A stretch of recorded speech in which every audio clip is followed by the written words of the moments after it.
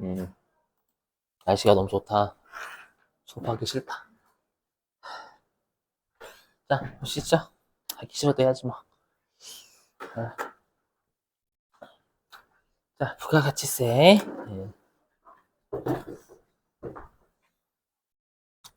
자, 일단 여러분들 부가가치세는요, 배점이 10점이에요, 10점. 뭐, 이론은 이미 설명드렸지만, 이론은 여러분들 우리 총 5문제, 세법 5문제에서 회계부가, 세법은 5문제가 나온다라고 했죠. 세법은 5문제. 5문제도 어디서 3문제가 나오고, 어디서 2문제가 나오고, 이런 거 잘 몰라요. 알죠? 출제위원 만들 밤이고. 그리고 실기 같은 경우에는 한 문제에서 3문제. 그죠? 많게는 3문제 되고, 적게는 한 문제 그냥 몰아서 원샷으로, 이렇게 내고. 자, 보시죠. 자, 일단 여기도 죄송하지만 차이 나는 거 위주로 한다라는 거 미리 양해 좀 구하고요. 자, 보실게요. 자, 여기 재화의 공급식인데 여기에서 낚시를 파는 게 있어요. 어떤 낚시를 파냐면 보시면 우리가 이 공급시기는 여러분들 워낙 중요하죠. 왜 시험에 잘 낼 수밖에 없냐면 요 공급시기에 우리가 세금 계산서를 발급을 해야 돼요. 세금 계산서를 발급을 해야 되는데 중요한 게 여러분들 공급시기랑 같이 연결되는 게 공급가액이에요. 그러면 왜 공급시기와 공급가액이 연결되는 게 제가 중요하다라는 뉘앙스잖아요. 왜냐하면 우리가 부가가치세 신고서가 대부분 나오겠죠, 여러분 시험에. 부가가치세 신고서가 나오면 금액을 입력해야 된단 말이에요. 그렇죠? 금액을 입력하는데 만약에 우리 공급 시기가 어느 딱 한 번이다라고 하면 그 공급 시기에 전부 다 때려버리겠다는 뜻이고 만약에 공급 시기가 여러 번이면 그때는 나누어서 때리겠다라는 게 일단 틀이 잡히셔야 돼요. 알죠? 그래서 보시면 우리가 일단 배우셨어요. 여러분들 우리가 그 재화의 공급 시기는 원칙이 인도일이죠. 인도일. 인도일인데 부동산 같은 경우에는 우리가 인도한다라는 표현을 쓰기가 좀 세법에서 그런가 봐요. 인도한다라는 것 넘기는 거에 들어서 그래서 우리가 인도한다라는 표현이 이용할 수 있다라는 것 건물이나 토지를 그죠? 그 말이고요. 그러면 여러분들이 이제 꼭 기억하실 게 자기요. 잘 보셔야 돼요. 보시면 우리가 원칙적으로 여기 원칙적으로요. 여기가 원칙이에요. 아이고 뭐야? 원칙적으로요. 여기. 자, 원칙적으로요. 우리가 현금 판매하고 외상 판매 있죠.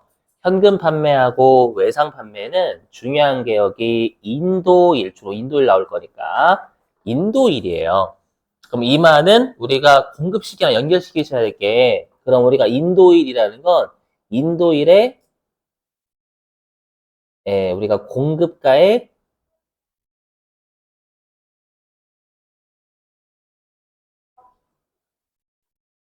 전액을 때려버리겠다라는 뜻이기도 해요. 아셨죠? 자, 그럼 이제 중요한 게 뭐냐? 여기 있는 지금 여러분들 장기할부, 중간지급 조건부, 완성도 기준, 계속적 공급 여기에요. 자, 뭐냐면 우리가 장기할부는 이미 여러분들이 배우셨죠? 어디서 배우셨냐면 법인세랑 똑같아요. 우리가 인도일의 다음 날부터 마지막 대금 받는 기간까지가 1년 이상인 거 같이 배우셨죠, 여러분들? 그거는 똑같은데 이제 여러분들이 기억하실 건 여기 있는 중간 지급 조건부예요. 여러분 중간 지급 조건부는 말 그대로 중간마다 지급하는 조건부니까 우리가 알고 있는 일반적인 그 계약금, 중도금, 잔금인데 이 중간 지급 조건부가 되려면 여기 계약금 수령일, 계약금부터 먼저 맞죠? 계약금 수령일의 다음 날부터요. 인도일까지의 기간이 우리가 6개월 이상인 게 중간지급 조건부의 정의예요. 그럼 거꾸로 얘기하면 만약에 6개월이 안 돼요. 그럼 6개월이 안 되면 이때는 중간지급 조건부가 아닌 거예요. 여기 우리가 6개월이 만약에 되지 않는다 라고 하면 이때는 우리가 어디로 가는 거냐면 여기로 가는 거예요. 또 6개월 미만이면 이때는 우리가 그냥 인도의 원칙으로 따라가겠다라는 거예요. 그렇죠? 자, 그럼 무슨 말이냐? 그럼 여기 우리가 중간지급 조건부에 해당이 되면 법문구가 어떻게 돼 있냐면 대가의 각 부분을 받기로 한때 이렇게 돼 있어요. 알죠? 그 말은 우리가 대가의 각 부분을 받기로 한때다라는 건 뭐냐면 우리가 받기로 한 금액을 공급가액으로 하겠다라는 뜻이에요. 받기로 한 금액만큼을 우리가 공급가액으로 하겠다라는 뜻이거든요. 그럼 거꾸로 얘기하면 여기에 해당되지 않으면 그냥 인도일에 전액 때려버리겠다라는 거예요, 여러분들. 이거를 조심하셔야 돼요. 아시죠? 요거를 조심.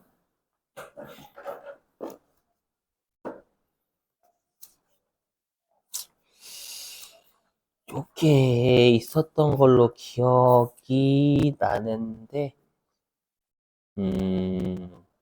요거 가지고 한번 사례 들어볼게요. 여기 띄워가지고 사례 좀 볼게요. 여러분 여기 보시면 이걸로 띄워서 한번 사례 들어보죠. 뭐냐. 실제 기출문제를 좀 변형을 해보면, 이렇게 화면 보세요. 100개 차인데, 자, 화면 보시면, 이거는 이해 좀, 자, 보세요. 화면 보시면 이게 100개 차거든요. 보시면, 여기 우리가 할부 판매라고 돼 있죠. 할부 판매. 여기 보시면, 얘가 지금 할부 판매라고 돼 있어요. 됐죠? 근데 할부 판매 보니까, 이거 이 날짜를 좀 교재처럼 바꿔볼게요. 이게 X1이네. X1, 이거 귀찮아. X2, X2. 이렇게 돼 있죠, 여러분들? 이렇게 돼 있으면, 지금 우리가 여기 제품의 인도일이 20X1년 10월 1일 날 인도를 했잖아요. 그죠? 근데 여기 보니까 우리가 입력해야 될 게 10월부터 12월이니까 요게 이제 우리 여기 있네. 2기 확정 신고거든요. 그죠? 그러면 지금 우리가 인도일의 다음 날이 10월 2일부터잖아요. 그죠? 그럼 10월 2일부터 마지막 대금을 받는 게 여기 있죠. 마지막 대금 받는 게 X2년 11월 1일이에요. 그러면 요거는 장기 할부에 해당이 돼야 안 돼요? 대답 안 해줄 거예요? 1년 넘잖아요. 맞죠? 1년 넘으니까 얘는 지금 사례로 따지면 장기 할부에 해당이 돼요. 그럼 장기 할부는 아까 했지만 대가를 받기로 한때였잖아요. 그죠? 그러면 이때는 우리가 공급가액이 얘가 되는 거예요. 500만 원. 이 500만 원만 넣으면 돼. 이해되세요? 500만 원만 넣으면 되는 거예요. 1기, 2기 확정 신고 때. 오케이? 예, 근데 만약에 문제를 바꿔가지고 얘가 이렇게 되는 거예요. 예를 들어가지고 얘가 예를 들어가지고 12월 1일이래.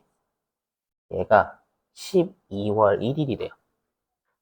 그러면 이제 요게 장기 할부 요건 만족해요? 만족 못해요?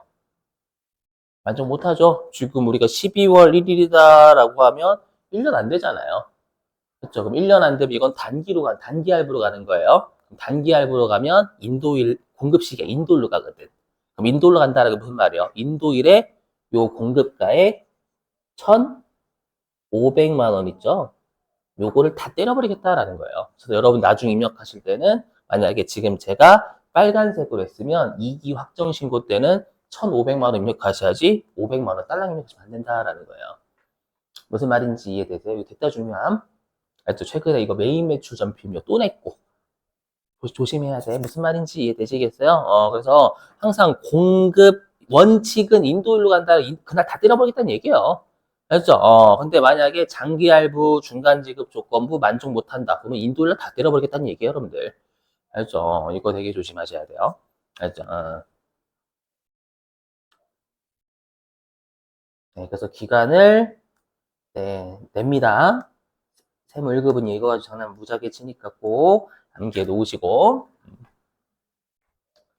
자, 그 다음에 여기 재화의 공급으로 보는 가공이라고 있죠, 여러분들. 가공인데, 이거는 좀 말문제. 말문제는 뭐냐면, 여러분들 가공이라는 건 우리 뭐를 해주는 거예요?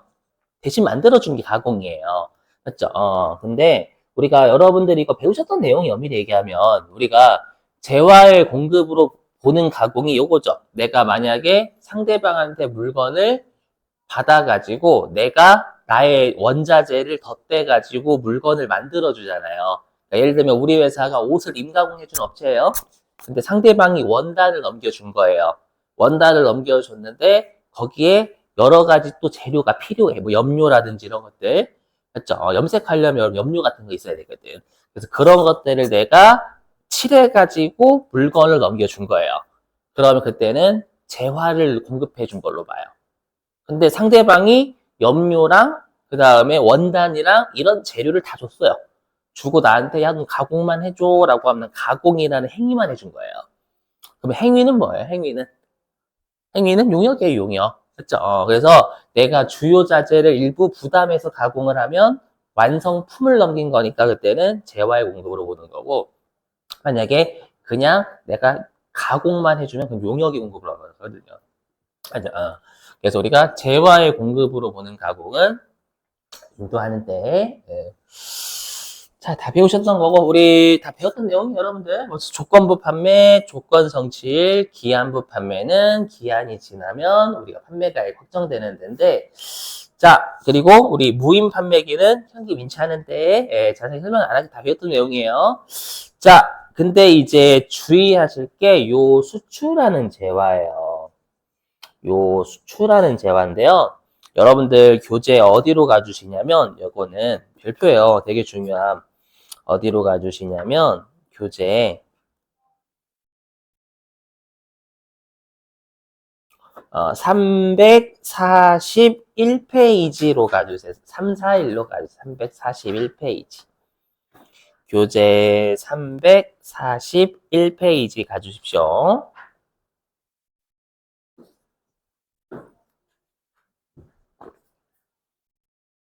자, 교재 341페이지. 자, 뭐냐? 자, 여러분들 우리 내국 신용장하고 구매 확인서는 영세율이에요, 10%예요? 영세율이죠, 영세율. 근데 10%가 되는 데가 있어요. 뭐냐면 내가 내국 신용장이나 구매 확인서는 그 외국에서 본래 신용장이 열려야 내국 신용장이 열려요. 그렇죠? 근데 외국에서 본래 신용장이 안 열리면은 일단 10%로 끊어요. 끊다가 나중에 그게 확인이 되면 0% 우리가 두 장의 세금계산, 수정세금계에서 발급을 하거든요. 그렇죠? 근데 주의하실 게 뭐냐면 우리가 내국 신용장이 나중에 개설되죠. 개설되면 언제까지는 우리가 개설이 돼야 0%를 받냐면 확정신고 기한까지는 개설이 돼야 돼요. 그렇죠? 그럼 만약에 확정신고 기한을 넘겨서 개설되면 그때 10%예요. 그렇죠? 그래서 어디에 비추시냐 그래서 자, 341페이지 동그라미 5번.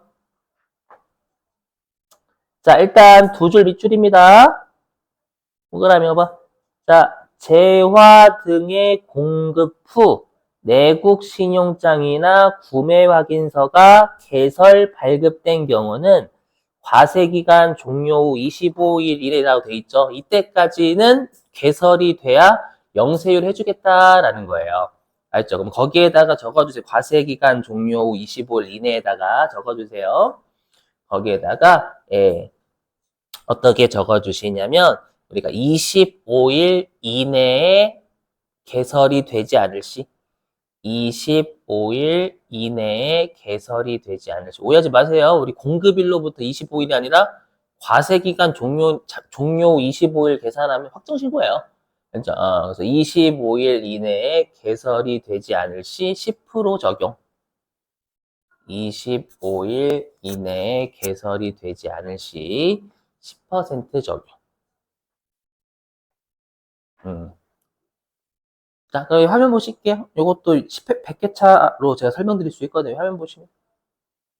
여기. 보시면. 어디 있냐? 여기 보이시죠, 여러분들? 우리가, 이것 좀, 여기 보시면, 우리 수출이라고 있고, 여기 국내 거래에 구매 확인서 발급일 2000X2년 1월 20일 이렇게 돼 있잖아요. 그쵸? 그럼 우리가 지금 2기 확정 신고니까 2기의 확정 신고는 언제까지 해야 돼요? 다음 연도 1월 25일까지 해야 된단 말이에요. 맞죠? 그러면 1월 25일 전에 개설이 된 거죠. 내국 신용장 또는 구매확인서가. 그럼 이때는 영세율이 되는 거예요. 지금 제가 든 사례로 얘가 이제 영세율이 되는 거예요. 우리가 알고 있는. 근데 만약에 시험에서 얘가 1월 20일이 아니라 1월 30일 이렇게 나오는 거예요. 그럼 1월 30일이면 확정신고 기한 지나서 개설됐죠. 그러면 이때는 몇 프로로 가냐면 10%로 가니까 여러분들이 영세율 쪽에 입력하는 게 아니라 10% 세금 계산서 그쪽 가서 입력을 해야 된다라는 거예요. 아셨죠? 요거. 잘 외우 세무 1급은 이딴 거 잘 내요. 세법 되게 기가 막히게 낚시하거든요.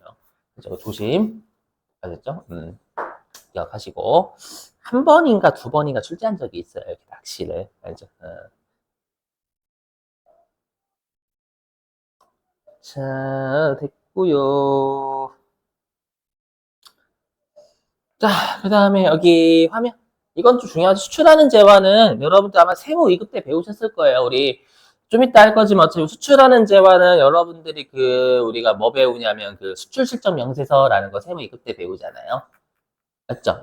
그때 우리가 중요한 게 원칙은 선적일의 환율을 쓰지만 우리가 선적을 배에 실기 전에 대가를 외화로 받은 걸 우리나라 돈으로 환전해 버려요. 그러면 선적하기 전보다 더 명확하죠. 우리나라 돈으로 환전해 버렸으니까. 맞죠? 그래서 아마 그때는 선적일의 환율을 쓴다라고 배우셨을 거예요. 그렇죠? 그래서 우리가 수출하는 재화 같은 경우에는 여기 원칙은 뭐야? 원칙은 선적일. 다만 선적일 이전에 원화로 환전하면 그때는 환전한 날의 환율.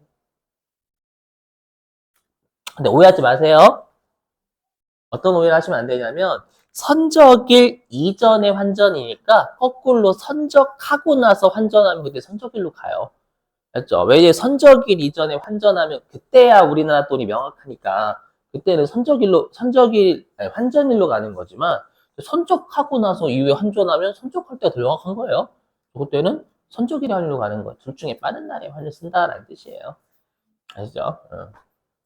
챙기시고 수출 시점 면세에서도 워낙 중요하죠, 여러분들. 넘어가고요.